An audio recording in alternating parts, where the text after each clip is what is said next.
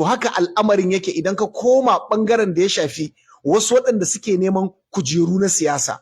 Kamar a farkon al'amari idan ka ɗauko Sheikh Isa Ali Ibrahim Fantami, lokacin da yake ƙoƙarin bawa addini kariya da tunkuɗe zalunci, a wannan lokacin baya da wata tunani na a zo a kawo dokoki na yin wa'azi. Sannan baya jin bari wurin rugurguje shirka da bid'a, kuma a lokacin yana matashi ne. Tambaya, me yasa a yanzu suke son a zo da irin waɗannan dokoki da ƙa'idoji na wa'azi? Me dalili? Dalilin kawai ɗaya ne, a yanzu yana son mutane, a yanzu yana son yayi siyasa, a yanzu yana son ƙungiyoyi su yarda da shi, a yanzu yana son ɗariƙoƙi su rinƙa jin suna tare da shi, ta yadda idan ya zo ya fara harkokinsa na siyasa ba zai samu matsala ba ko kaɗan, ya zama kawai kowa ya zaɓe shi na inna rididi.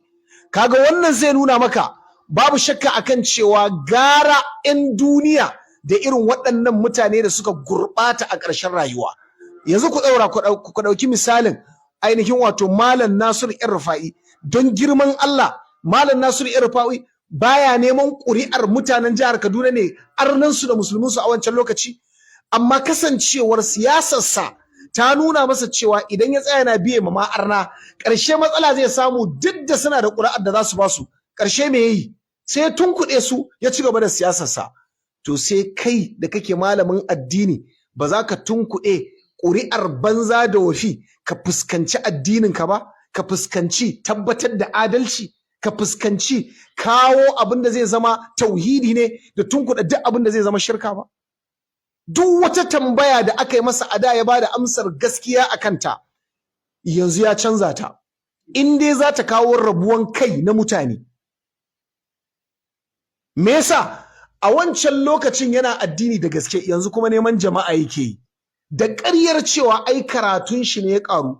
Ta yaya karatun ka ya ƙaru ala gafarta malam? Wallahi ƙarya kake, karatun ka bai ƙaru akan wannan abu. Tuntuni ka san waɗannan bayanan. Amma ka ɗora akan wancan saboda rugurguje shirka ne.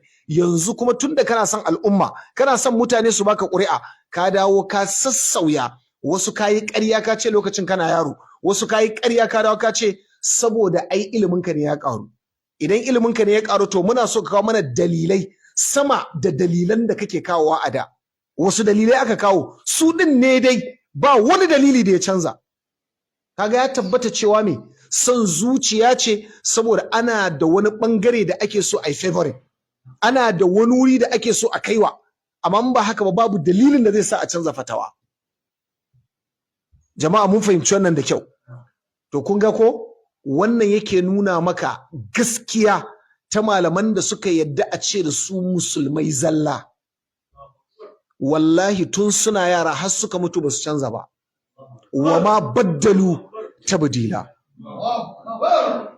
Yanzu duk wanda ya san Malam Idris Dutsen Tanshi, tun yana matashi yanayin wa'azin haka yake, da zaɓarɓaka, da tafarfasa, da zafin shi da gafi, babu wasa, babu sassauci game da shirka, babu sassauci game da bid'a, zalunci da fasikanci da badala, baya daga musu kafa har ya kwanta dama.